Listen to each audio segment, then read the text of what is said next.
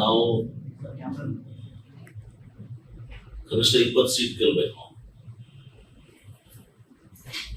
ಈ ಗ್ಯಾರಂಟೀಸ್ ಏನಿದೆ, ಈ ಗ್ಯಾರಂಟೀಸ್ ಅಂಡರ್ ಕರೆಂಟು ಬಹಳ ಸ್ಟ್ರಾಂಗ್ ಆಗಿದೆ. ಹೀಗಾಗಿ ಯಾರಿಗೂ ಕೂಡ ಊಹೆ ಮಾಡಲಾದಷ್ಟು ಒಂದು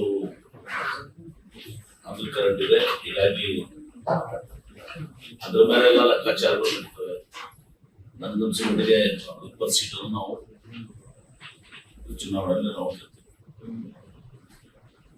ದಕ್ಷಿಣಕ್ಕಿಂತ ಉತ್ತರ ಕರ್ನಾಟಕದಲ್ಲಿ ಒಂಚೂರು ಗ್ಯಾರಂಟಿ ಜಾಸ್ತಿ ಆಗ್ತಾ ಇದೆ. ವೋಟಿಂಗ್ ಪರ್ಸೆಂಟೇಜ್ ಮಹಿಳೆಯರು ಉತ್ತರ ಕರ್ನಾಟಕ ಜಾಸ್ತಿ ಅಲ್ಲ. ನನಗೆ ನನ್ನ ಸ್ನೇಹಿತರು ಮಾತನಾಡ್ತಾ ಇದ್ರು, ಮಂಗಳೂರು ಉಡುಪಿಯಲ್ಲಿ ಕೂಡ ಇವತ್ತು ಮಹಿಳೆಯರು ಇವತ್ತು ಸಾಮಾನ್ಯ ವರ್ಗದಂತ ಸೇರಿದವರು, ಬಡ ಕುಟುಂಬ ಸೇರಿದಂಥವರು, ಅವರು ಕೂಡ ಕಾಂಗ್ರೆಸ್ ಬಗ್ಗೆ ಒಲವನ್ನು ತೋರಿಸಿರ್ತಾರೆ. ಹೀಗಾಗಿ ಕೇವಲ ಉತ್ತರ ಕರ್ನಾಟಕ ಅಷ್ಟೇ ಅಲ್ಲ, ಈ ಅಂಡರ್ ಕರೆಂಟ್ ಇವತ್ತು ಕಡೆ ರಾಜ್ಯದಲ್ಲಿ ಎಲ್ಲ ಕಡೆ ಕೂಡ ಒಂದು ಪ್ರಭಾವ ಬೀರುತ್ತೆ.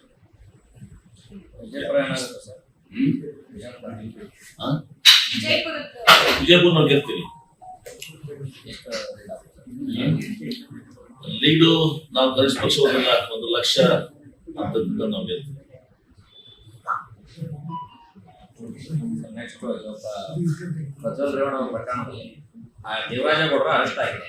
ಅವ್ರು ಮಾತಾಡಿರುವಂತ ಆಡಿಯೋದಲ್ಲಿ ಅಮಿತ್ ಶಾ ದೊಡ್ಡವರೇ ನಮ್ಮ ಜೊತೆಗಿದ್ದಾರೆ, ಡಿ ಕೆ ಶಿವಕುಮಾರ್ ಅವ್ರನ್ನ ಅರೆಸ್ಟ್ ಮಾಡಬೇಕಂತ ಎಲ್ಲ ಮಾತಾಡಿದ್ದಾರೆ. ಅದರಲ್ಲಿ ನೋಡಿ, ಈಗ SIT ರಚನೆ ಆಗಿದೆ.